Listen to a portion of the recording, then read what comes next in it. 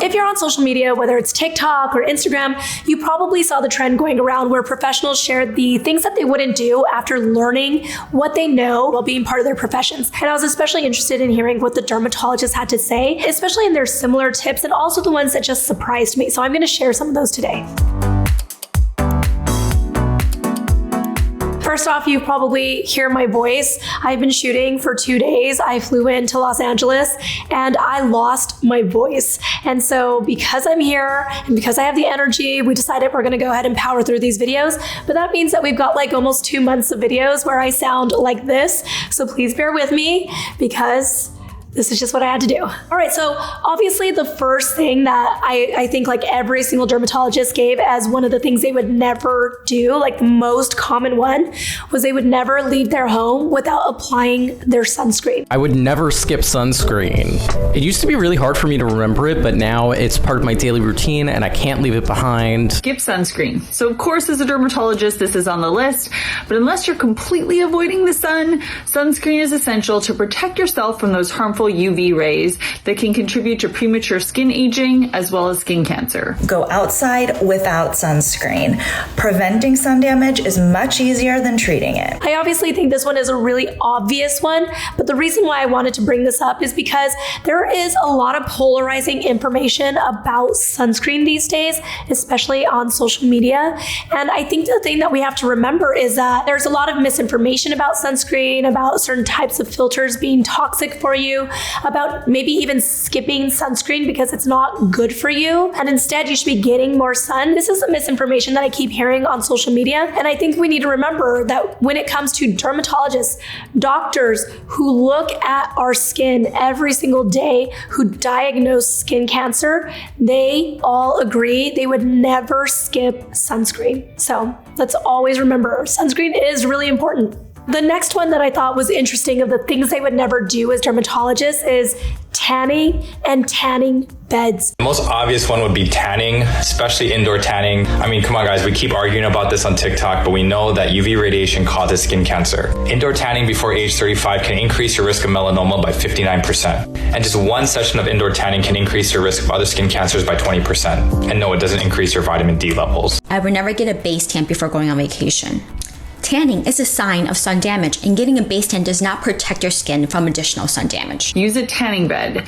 Tanning beds are type 1 carcinogens shown to increase your risk of deadly melanoma. I would, of course, never use a tanning bed because I've seen way too many skin cancers in young people. Would definitely not go tanning. That one is pretty obvious, but that's how I ended up with skin cancer, so do not use tanning booths. It's crazy for someone like me who's in the skincare industry, who, like preaches to take care of your skin and to especially keep your skin safe from the sun. It's crazy to me to think that people still willingly and want to go tan and to use tanning beds, and that tanning beds haven't been actually banned from being used, but it still happens. I mean, even when I go on vacation, I'm always so floored when I see people just laying out at the pool and not just enjoying a little bit of sun, but getting beat red. They look like lobsters. They go out to dinner afterwards and I'm looking at them sitting there with blistered skin and in pain. I mean, there's no way that they can be comfortable, and they still think this is great.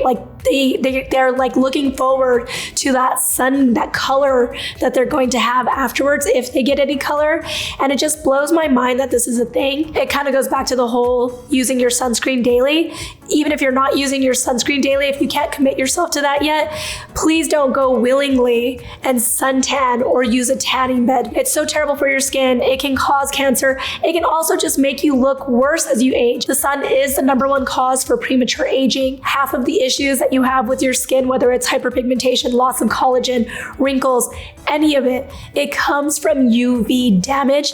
Sunlight, UV rays are radiation. So I want you to remember that. The next one that I thought was really interesting was that they would never cut or push back their cuticles. I would not let them push my cuticles back at the nail salon. This is actually a protective layer, and if you push it back, you can end up with paronychia. Cuticles exist for a reason. That's like God's seal to keep out all of the bacteria and fungus and all the other gross stuff that's trying to invade your nail. Don't cut your cuticle. I have definitely heard that you should never let anyone cut your cuticles, but I started to notice that they were also mentioning that they would never let anyone push back their cuticles. And they're mostly referring to to going to nail salons, getting manicures, and letting a manicurist, cut your cuticles or push them back. And the reason for that is because your cuticles are there to protect your nail beds and your skin. So they keep out fungus and they keep out bacteria.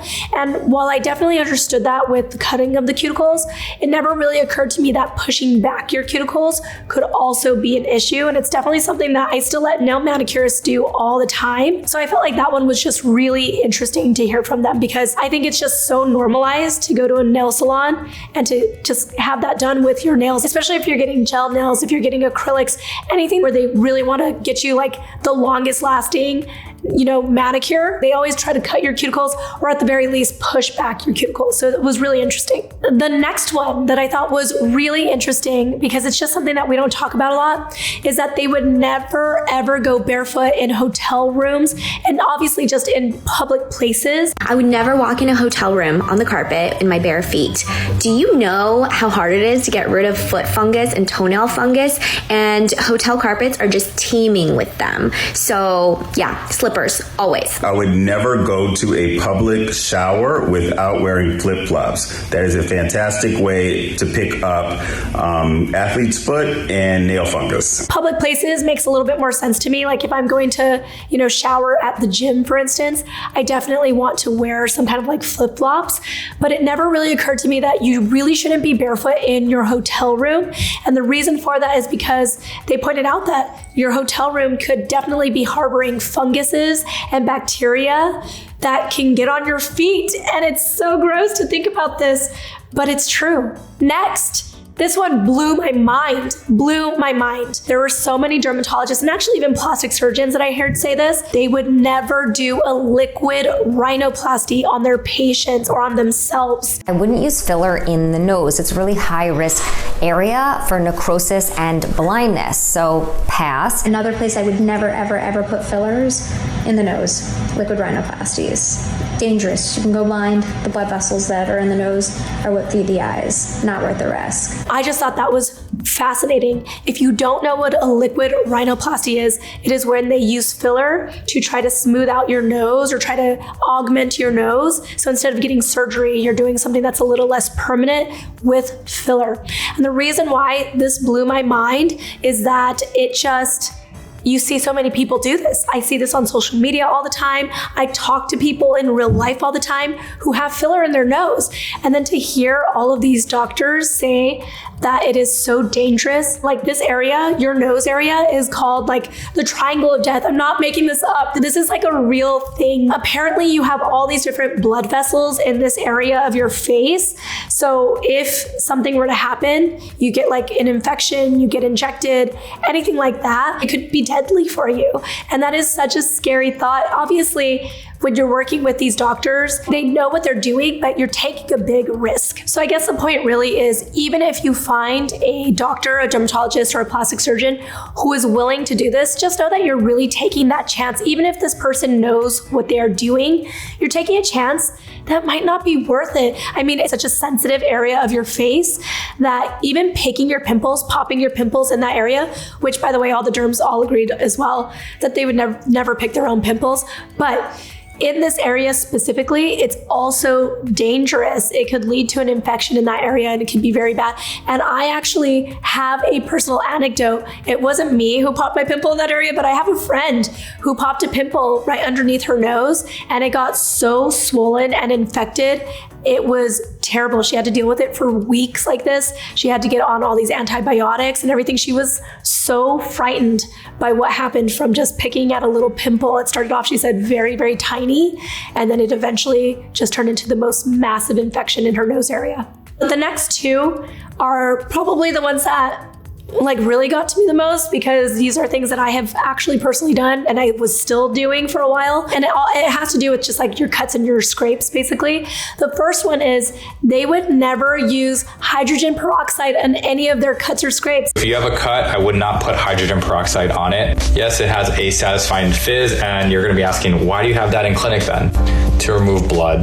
That's pretty much it. It's really good at removing blood stains, but it's also really good at killing good skin cells that are trying to heal your wound. I've seen many people come in with chronic ulcers on their legs and they're just washing it with hydrogen peroxide. I think back on my childhood and all the times that I put hydrogen peroxide on my cuts, I would have my mom buy me bottles of hydrogen peroxide because, we just thought this was how you disinfect your cuts. The reason why you don't want to use hydrogen peroxide is because while it might actually disinfect your cut, it's also killing off healthy skin cells that you need to, regenerate your skin and to not scar badly and just to prevent infection. All of the stuff that you need, it's also getting rid of that because it's so strong. So basically, you're not getting the wound healing that you need. And then the last one, this one blew my mind because as a mom, when Nikosh became a toddler, and then obviously I was using it on Isla, she became a toddler, is Neosporin.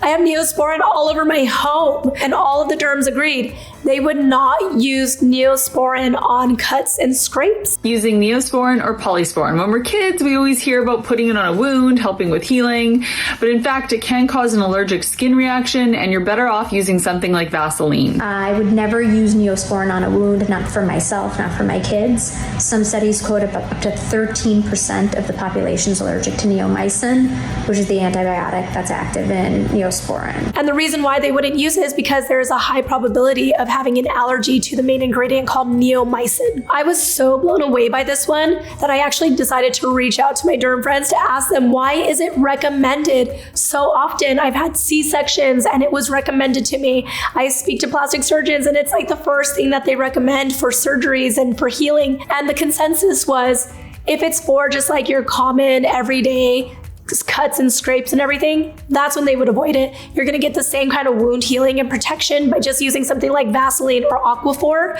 But when it comes to something more severe, like after surgery, where there's a high probability of infection and it could be really bad, and what it came down to is the reward outweighs the risk, or essentially, when it comes to a major surgery, so if you've gone to see a surgeon, like in my instance, my OBGYN, when I had my 2 C-sections, recommended I use something like Neosporin those first couple of days of healing.